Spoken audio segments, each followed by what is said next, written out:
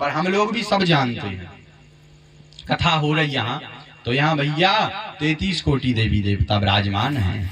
अगर यहाँ कथा हो रही तो साक्षात नंद नंदन विराजमान है। अब वो भली के जजमान जी ने कूलर नहीं लगाए, हम तो होता पड़ी रात जेत लपट में डरे रात, तो यहाँ कूलर लगाना चाहिए हमारे बिहारी जी को।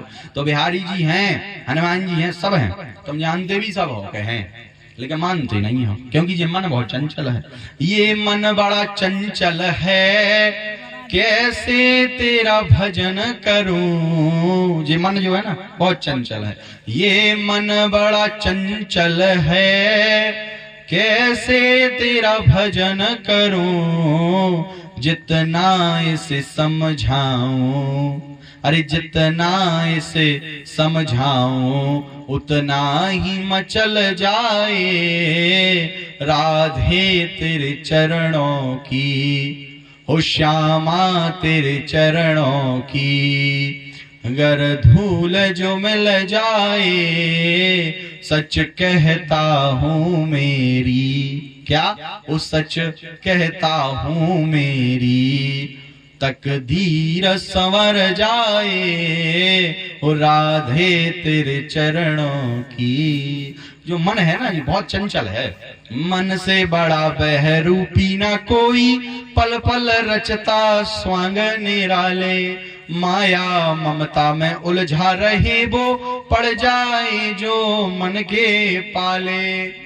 और मन के बहकावे में ना आ, मन के बहकावे में ना आ, मन राह भुलाए भ्रम में डाले। तू इस मन का दास न बन, इस मन को अपना दास बना ले। तू इस मन का दास न बन, इस मन को अपना दास बना ले। मन बहुत खराब है भैया, मन है ना, कहो जी भगवान ही पर संदेह उत्पन्न करा दे। कहाँ होते हैं भगवान? अगर जरा सा कष्ट आ जाए, जरा सा संकट आ जाए, जरा सा काम बिगड़ जाए, सो जो मन बोलन लगा भीतर से, अरे बोले कहाँ भगवान भगवान लगाए फिर रहे। बहुत तो जाते थे मंदिर, 3 साल हो गए जाते जाते, शंकर जी पर बिल्व पत्ते चढ़ाते चढ़ाते वृक्ष खत्म हो गए। बेल के फल इतने चढ़ा दे कि भैया 1-1, 2-2, 4-4 बोरा चढ़ा दे, लेकिन फिर भी तुम्हारे जीवन में संकट आ गए ना, है कहाँ है भगवान? तो जो मन है ना, मन बहुत खराब है। तो भैया कथा भगवान की गाथा अगर आप सुनते हो तो बोले महाराज भागवत से होता क्या है? तो बोले भागवत का अर्थ क्या है? भागवत का अर्थ है भाष्यते सर्ववेदेषु गीयते नारद आदिवि और बदंती त्रिश्लोकेषु तरंती भवसागरः। भाष्यते सर्ववेदेषु, सभी वेदों का सार है भागवत, सभी का भाष्य यानी सार है। भाष्यते सर्ववेदेषु गीयते नारद आदिवि, इसको नारद आदि भक्तों संतों ने गाया है। गीयते नारद आदिवि और बदंती त्रिश्लोकेषु, भागवत जी की तीनों लोकों में वंदना होती है। और जो भागवत को 7 दिन तक एकाग्रचित होकर के सुनता है भैया होता क्या है? तो बोले तरंती भव सागरः, वो भैया इस भव सागर से पार हो जाता है। बोलिए श्रीमद् भागवत महापुराण की। ऐसे ही एक बार सुखदेव जी जब परीक्षित जी को कथा सुना रहे थे, सो देवता अमृत को कलश लेकर के आए। क्यों आए? बोले भैया महाराज जी सुखदेव जी से बोले हमने सुना है कि परीक्षित जी को श्राप लगा है कि 7वें दिन में तक्षक नामक नाग काटेगा और जी मर जाएंगे। बोले बिल्कुल लगा है। तो बोले एक काम करो जी, अमृत इन्हें पिला दो। भैया बात ना करो, बात नहीं करो, कथा सुन, बहुत अच्छी कथा हो रही, तुम बात लगी करो। कथा से ज्यादा जरूरी है का बात? बोले वृंदावन बिहारी लाल की। सुखदेव जी आए, देवता आए और सुखदेव जी से बोले भैया महाराज जी हमने सुना है कि राजा परीक्षित को 7वें दिन तक्षक नामक नाग के काटने का श्राप लगा है। बोले लगा तो है। सो बोले एक काम करो जी, अमृत ने पिला दो। किसे? परीक्षित जी को। बोले इससे क्या होगा? बोले जी मरेंगे नहीं। अरे बोले वाया, तो बोले बताओ तो देवताओं ने कभी किसी का भला नहीं सोचा, आज परीक्षित जी का भला क्यों सोच रहा है? रुको तो बोले सौदा है क्या? बोले तो मैंने अमृत पिला दो और जो कथा तो मैंने सुना रहे वो हमें सुना दो।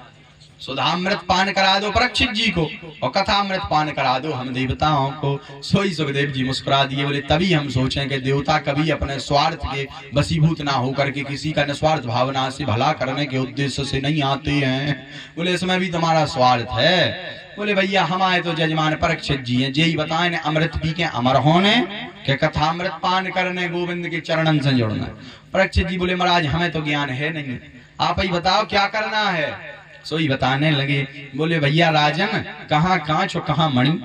बोले जो अमृत है ये कांच है और जो कथामृत है वो मणि है, पीना दोनों को पड़ता है। सुधामृत को मुख से पीना पड़ता है, सुधामृत जो देवता लाएंगे मुख से पीना पड़ता है, लेकिन कथामृत भी पीना पड़ता है, लेकिन कथामृत कानों से पीना पड़ता है।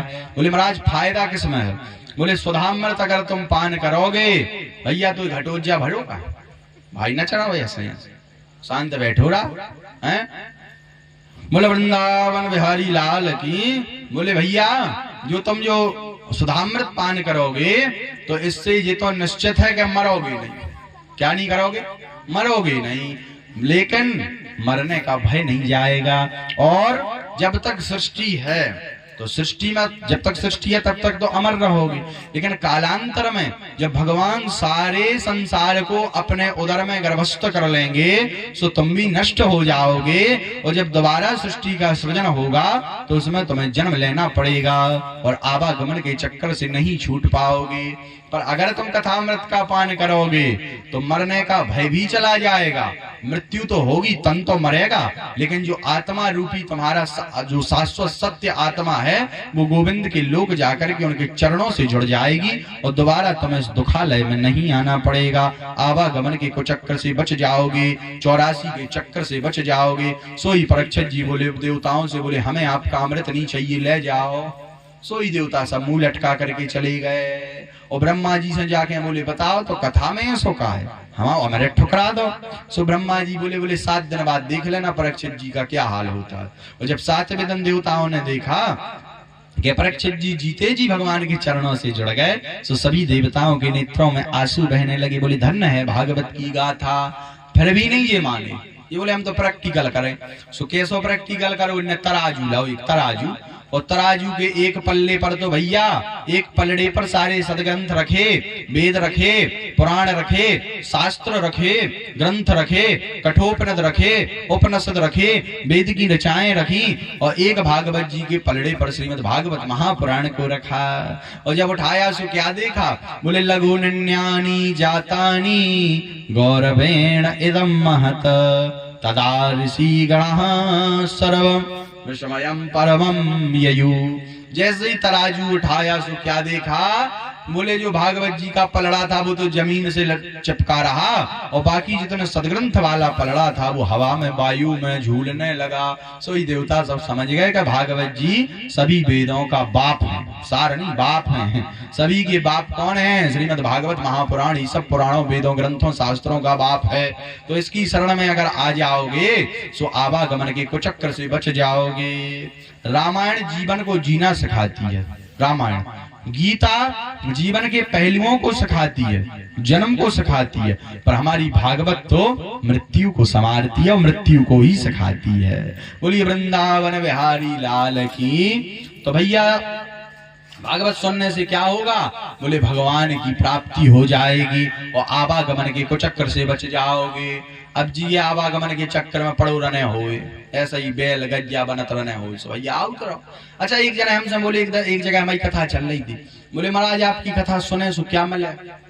अरे मिल तो मैं पहले ही गया क्या, बड़े भाग्य मानस तन पावा और सुर दुर्लभ सब ग्रंथन गावा। काम में लगाओ। अरे बोले जो मनुष्य तन देवताओं को भी दुर्लभ है वो मनुष्य तन तुम्हें फल स्वरूप में प्राप्त हो गया है। अच्छा विचार करो, कहूँ भैंसिया बनी होती अगर तो क्या करत होते, का कथा सुनत होते, कहूँ बंधे होते। भैंसिया बनी। अच्छा एक और सुनो, हम तो एक दिन सोच रहे थे, हमने कहा देखो भगवान ने कितनी अच्छी कृपा करी कि हमें मनुष्य बनाया, और मनुष्य के साथ साथ भारत जैसे देश में हमें जन्म दिया। कहूँ चीन में पैदा हो गए होते तो चिंग चोंग चांग चोंग चमा चोंग कर रहे होते, और छोटी छोटी सी मिचकू मिचकू सी आंखने के होते। तो कथा सुनना होते क्या चीन में अमेरिका में, कहूँ घूम रहे होते चिंग चोंग चांग चोंग करते हुए। देखो भगवान की कितनी कृपा है, भगवान की इतनी दया है कि हमें भारत जैसे वतन में जन्म दिया, सनातन धर्म में जन्म दिया और मनुष्य तन प्रदान किया। कहूँ अगर भैंसिया बने होते सो बंधे होते, घोड़ा बने होते सो कहूँ गौ की बरातन में नचत होते। बोले वृंदावन बिहारी लाल की, कुत्ता बने होते सो गौ की घर काऊ के घर की रक्षा सुरक्षा करत होते, गौ को घुसन्ना देते भौंकते।